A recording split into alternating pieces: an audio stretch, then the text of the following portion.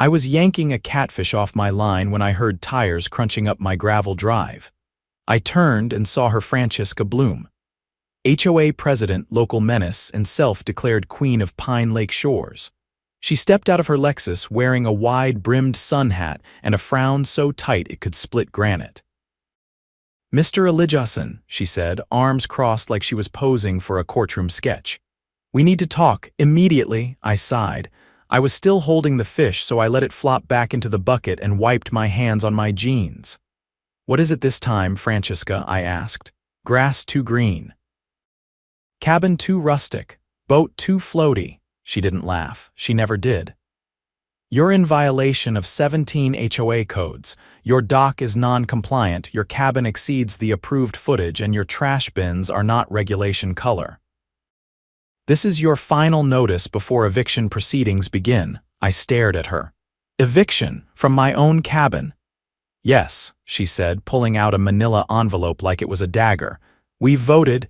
You no longer meet the aesthetic or community standard of Pine Lake Shores. Consider this your formal notice." I took the envelope. "You and your HOA goons don't have jurisdiction here." "We do," she snapped. "You're in our subdivision. You signed the covenants when you bought this place." I chuckled. "Did I?" She blinked. "Of course you did.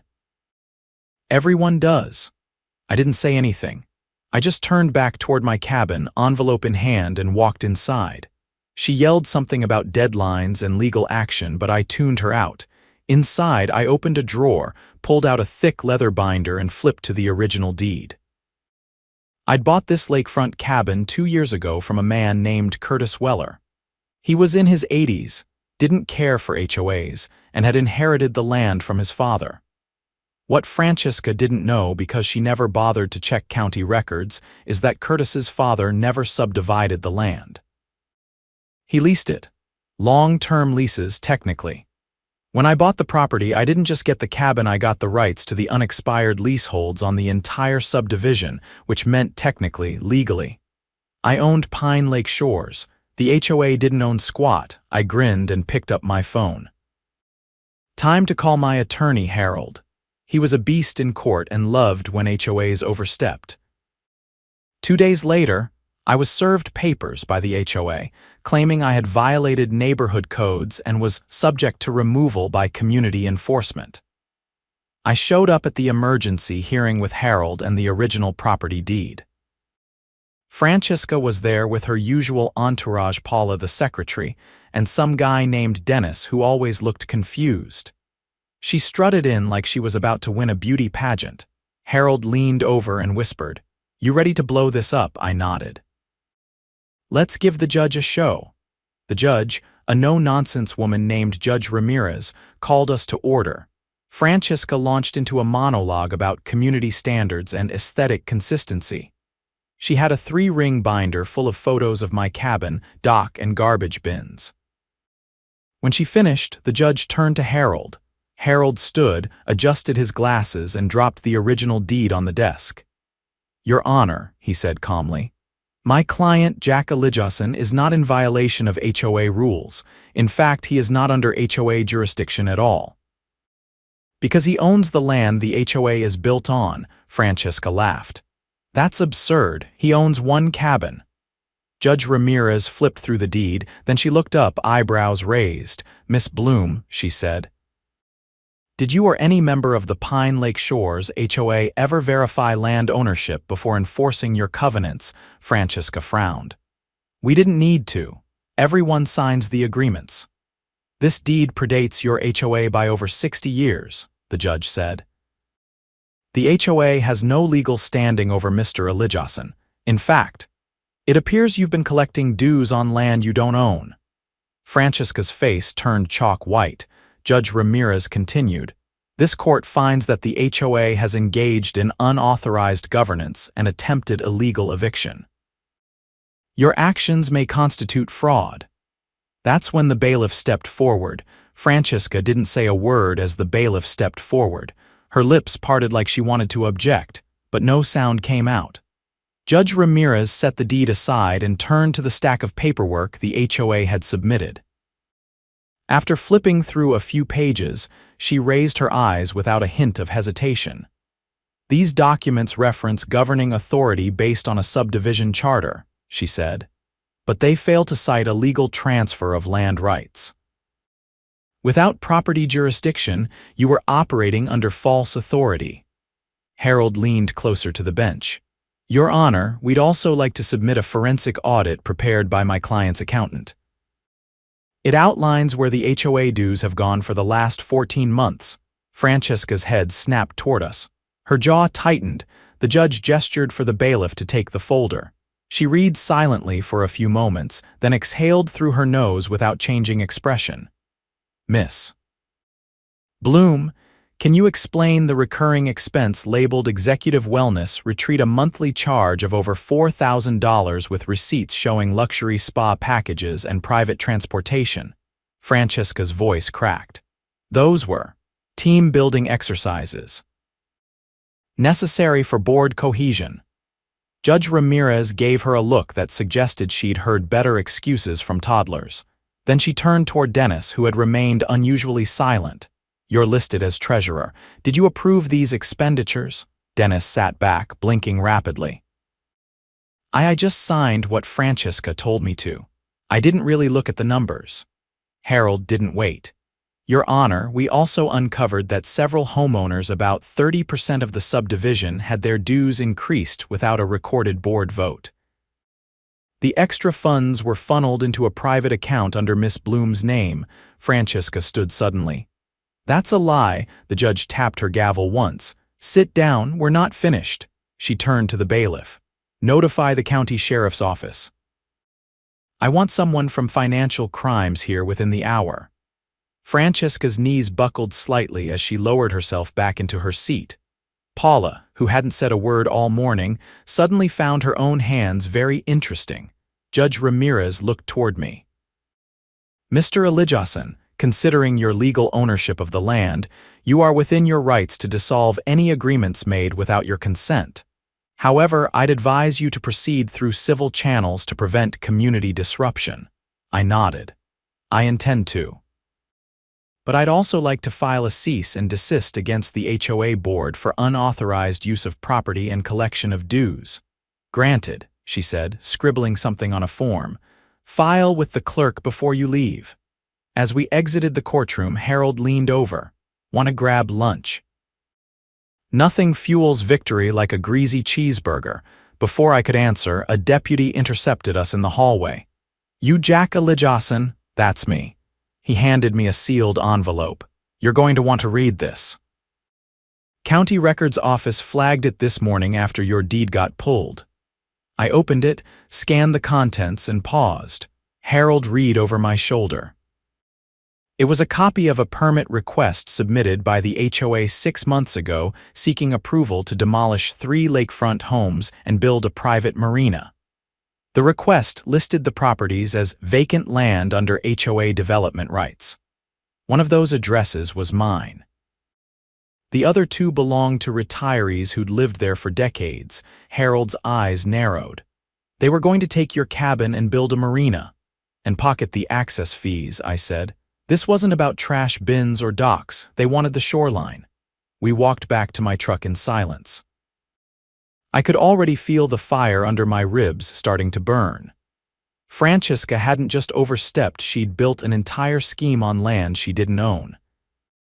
Back at the lake, I stopped at my neighbor's place, Earl, a Vietnam vet with a temper like a lit fuse and a face that looked like it had argued with a lawnmower. He was on his porch sharpening a hunting knife when I approached. Jack, he said without looking up. Heard you went to war with the paper tyrants. That why Francesca sped past here earlier looking like she saw the devil. They tried to evict me. Turns out I own the land. Earl finally looked up. You're serious? I've got the deed. And Francesca's been using fake permits to seize shoreline. Yours is probably next. He stood slowly, wiped the blade on a rag and nodded once. Then it's time to knock the termites out of the walls. By sunset, word had spread. I didn't need to call a meeting, people just started showing up at my cabin. Fishing buddies, retirees, weekend hikers, locals who'd been pushed around by Francesca and her clipboard for years. One by one, they came with questions, stories, and ledgers of ridiculous fines and fake violations. A nurse named Talia brought a folder of letters. She'd gotten threatening legal action if she didn't remove the wind chimes from her porch. A single mom named Rena described how her child's sidewalk chalk had been labeled graffiti. One man, George, said Francesca had demanded he cut down a sapling because it interfered with the neighborhood's visual rhythm. Harold helped me set up a table with copies of the deed, the original lease agreements, and the HOA's fraudulent filings.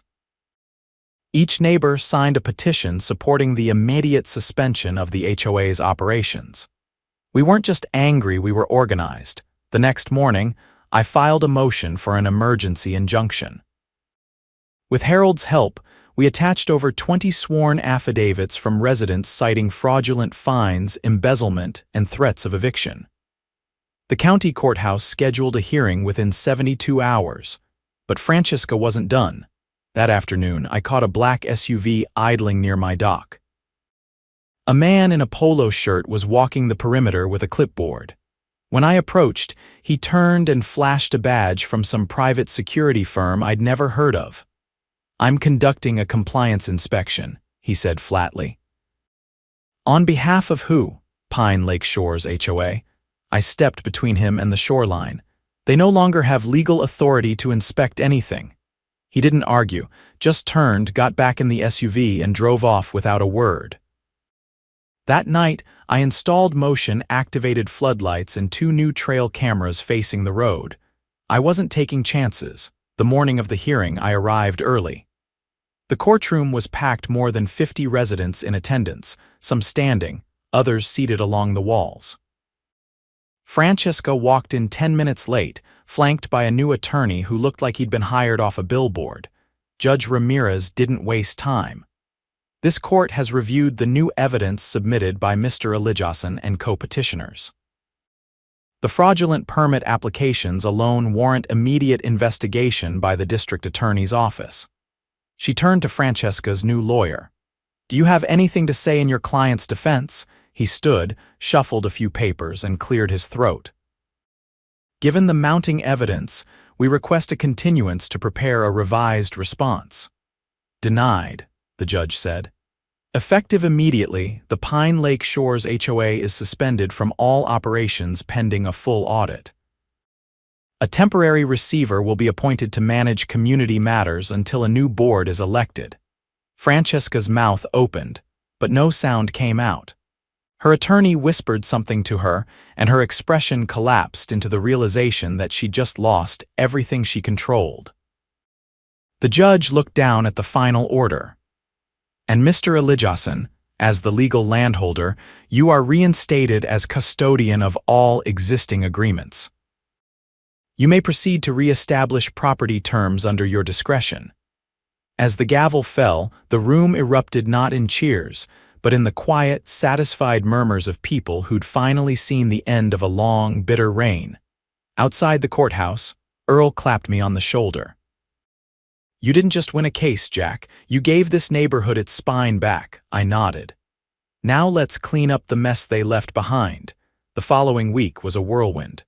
The court-appointed receiver, a no-nonsense former city planner named Lena Morrison, arrived on a Wednesday morning. She wore a faded utility vest, carried a leather-bound ledger under her arm, and wasted no time stepping into what remained of the HOA's gutted shell. By noon, she had changed every lock on the community center, disabled the HOA's email accounts, and posted a public notice on the bulletin board outside the general store declaring the HOA under formal restructuring. I watched from the porch of the cabin with a fresh cup of coffee as Lena directed a team of auditors through boxes of shredded documents that had been dumped in the dumpster behind the HOA office.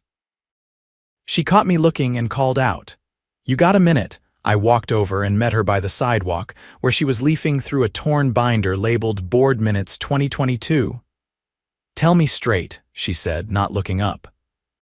"You know if any of this stuff was altered?" I know at least a dozen residents who were fined for things that don't appear anywhere in the HOA bylaws. And I'd bet my last fishing rod the board never held proper elections after the original founders moved out. Then we're going to need sworn statements. As many as you can gather. Fraudulent enforcement of governance is civil.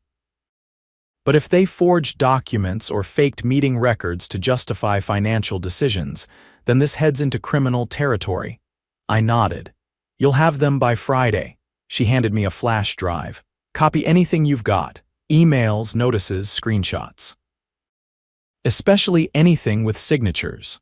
Back at the cabin, I pulled out the crate of files I'd started collecting the day after the hearing. Some were mine. Most had been dropped off by neighbors who were tired of feeling powerless. There were letters with suspiciously identical wording, fines that escalated without warning, and a spreadsheet from George showing his dues had increased 3 times in 1 year without a single vote. I stayed up until 2 in the morning scanning and organizing. Talia had emailed over a timeline of every warning she'd received for non-conforming property decor, with photographic timestamps to match. Rena contributed copies of every threatening letter she'd gotten over the chalk drawings. But the real jackpot came from Dennis. He showed up at my door the next morning, holding a cardboard box and looking like he hadn't slept in days. I didn't know, he said, without waiting for me to offer him a seat. She told us everything was above board, I just signed the checks. I never saw the real books. What changed? She called me last night, said she was leaving town, told me if anyone asked I was to say I'd handled all the finances, that I made the decisions. I stepped aside and let him in. He set the box on the table and opened it. Inside were 2 black ledger books, both labeled Operating Fund. She kept one in the HOA office. This is the other, the real one. It was worse than I expected. There were entries for cash withdrawals labeled consulting, but the receipts were personal shopping trips, luxury car rentals, and once, a ski vacation to Aspen. Dozens of checks had been written to a company called Bloom Solutions LLC, registered out of state under Francesca's name. I called Lena. She picked up on the first ring. You're going to want to see this in person. She arrived 20 minutes later with a deputy and a woman from the county's Financial Crimes Division. By the time they left, Dennis had given a full statement and the ledgers were in evidence bags. The following Monday, Francesca Bloom was arrested at the regional airport trying to board a private plane using a passport under her maiden name.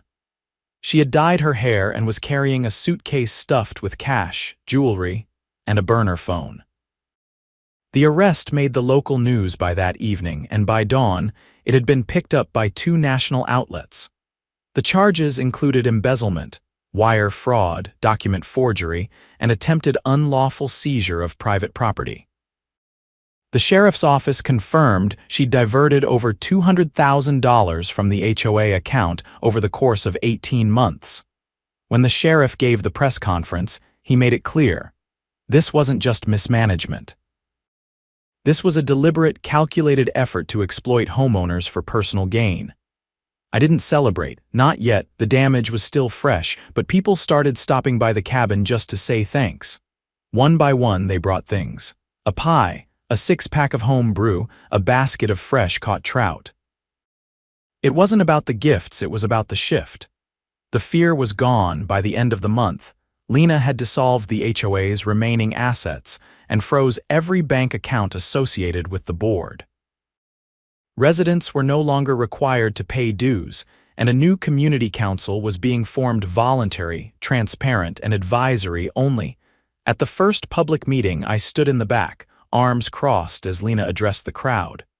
We're going to do this differently, she said. No more fines. No more secret meetings. If someone wants to plant a flamingo in their yard or paint their door red, that's their decision. You're adults, you live here, you should get to decide how. Applause broke out, not wild but firm, earnest. People clapped because they meant it. After the meeting, Earl approached, carrying a worn notebook under one arm.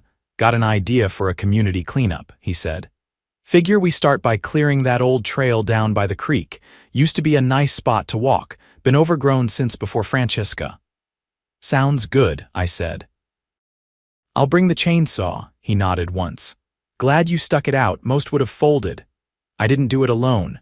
You didn't have to, you just had to be the first one who said enough." That night, I sat on the porch with a lantern burning low and the lake stretching silent under the stars. The water lapped against the posts of the dock, soft and steady. The cameras stayed up, but I didn't watch them as often anymore. The cabin was mine. The land was mine. But more importantly, the people who lived here had taken it back, not just from Francesca, but from the fear she built. A week later, Lena dropped by with a formal letter from the county. "The subdivision's title has been amended," she said, handing it over. "You are now listed as the primary holder of the land beneath Pine Lake shores. All prior claims by the HOA are officially nullified." I unfolded the document, feeling the weight of it settle into my bones. "I don't want to control it," I said. "I just want to make sure no one ever tries to again." "Then make that your legacy," she said. "Build something better." I looked around at the cabins, the trees, the gravel roads that twisted through the pines like veins. We already are. The first real test came 3 weeks after the court ruling, when a letter arrived addressed to the Office of Property Management, Pine Lake Shores. It wasn't meant for me, but postmarked to the old HOA address, and the mail carrier had dropped it at my cabin now that I held the land title. Inside was a notice from a private development firm, Mariner Ridge Holdings, confirming a scheduled site inspection for a Phase 1 parcel review of the lakeside properties. No attachments. No proposed plans. Just a date, a time, and a rep's name, Kyle Denshaw. I didn't like it. I hiked over to where the old HOA office used to be, now locked up and stripped bare. The property had been cleared of Francesca's vanity signage, but a few unopened boxes still sat inside near the front window. Lena had mentioned they were waiting on a proper records archivist before touching them. I called her from the porch. "This name ring any bells?" I asked, reading her the letter word for word. She paused. "I saw something about Mariner Ridge in the budget ledgers. Francesca authorized a consulting fee to them last year. No invoices attached. Think she was trying to sell the land, not legally. But if she convinced them she had authority and they moved money already, there's a chance someone's still trying to push it through." I folded the letter and slid it into my coat. "I'll handle it." "No. This time we do it by the book." The next day, Lena arrived with 2 investigators from the state attorney's office. They were polite, but efficient. One took the letter and began scanning the HOA's archived emails on a laptop. The other asked to review any property-related contracts in my possession. I handed over what I had and they got to work. Meanwhile, I spent that afternoon walking the trail behind the lake, where the trees grew thick and the slope dipped into a quiet hollow. The air smelled of damp pine and earth. I remembered Curtis, the man who sold me the cabin, once saying this part of the land had bad bones for development. Too much water under the soil. Foundations would buckle. You'd spend more filling than building. But I also remembered the old boundary markers he showed me. Stakes with faded red paint buried beside the tree roots. I found one, then another. Every single one lined up with the parcels listed on the inspection letter. That night, the state investigators called back. "Found what we needed," the taller one said when I met them outside the lodge. 6 months ago, Francesca signed a letter of intent to sell development rights to Mariner Ridge. She forged a notary seal and fabricated a board vote, both traceable. It's enough for a formal charge. Do they still think the deal's alive? They're scheduled to show up tomorrow morning. "Want us to be here?" "No," I said. "Let them come, I'll be waiting." At sunrise, I pulled out a folding chair and set it at the edge of the gravel loop near the lakefront. The fog lifted slowly, curling off the water like steam. Around 9, a black SUV rolled up and parked just past the main trail. Out stepped a man in a blue sport coat with a clipboard and a phone in his hand. He looked around, clearly expecting someone else to receive him. "You Kyle Denshaw?" I asked. He turned confused. "Yes." "I'm here for the parcel review on behalf of Mariner Ridge. This is private land." "Correct," I said. "It's mine." He blinked. I'm sorry. The parcels you're here to inspect fall under a tract I own. The HOA had no authority to negotiate a deal with you. He hesitated, glancing at his clipboard. Our agreement is with the Pine Lake Shores HOA. That HOA no longer exists. It was dissolved after a court ruling. I have the deed. You're trespassing?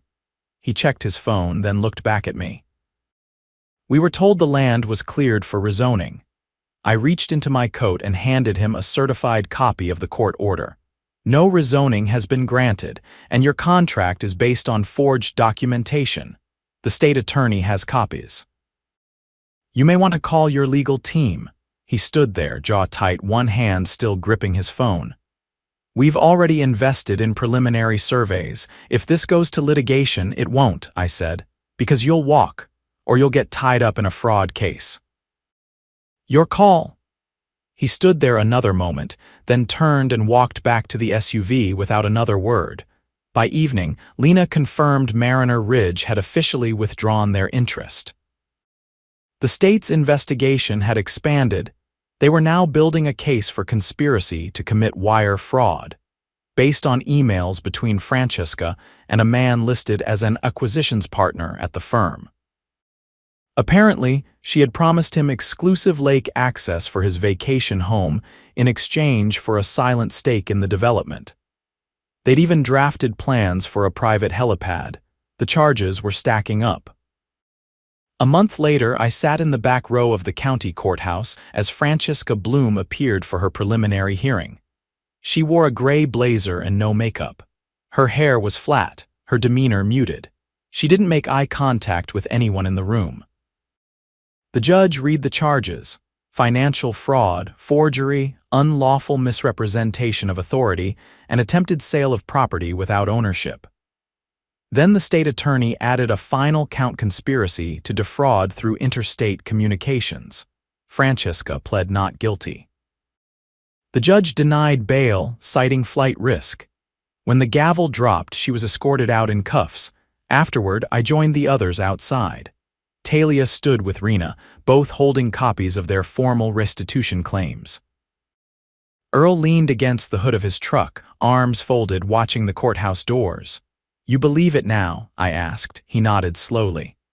I believe people like her never think they'll lose, but when they do, they fall harder than the rest.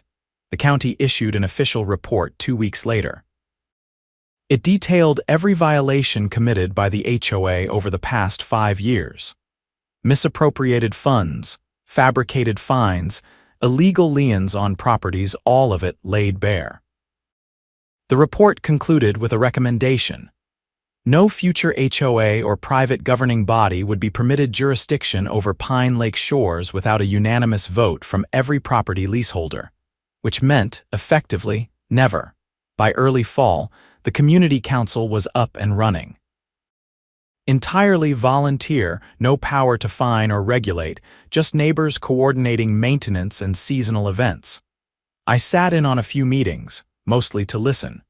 People talked about trail cleanups, lake safety, and a fall festival for the kids. Not a single mention of paint colors, mailbox styles, or grass height. One afternoon, I found Dennis sanding down the old HOA sign out behind the lodge. It had been dumped there after the locks were changed, the letters still half visible through the peeling paint. You want it gone? He asked. Burn it, I said. Let the fire take it. He nodded and fed it into the fire pit. The flames caught quickly and the wood hissed as it burned. Someone poured coffee and someone else started a story about the time Francesca fined them for leaving their canoe tied up too long. Laughter followed, not bitter but honest. Cleansing, that night back at the cabin, I opened the ledger Curtis had given me when I bought the place. Inside were notes, handwritten entries about the land, its quirks, its people. One page caught my eye: land doesn't need kings, just caretakers. Keep it simple, keep it honest. I closed the book and set it down. The lake was quiet again, not just in sound but in spirit. The fear was gone. The control was gone. What remained was what should have been there all along: peace, ownership, community. And for the first time in a long time, Pine Lake Shores was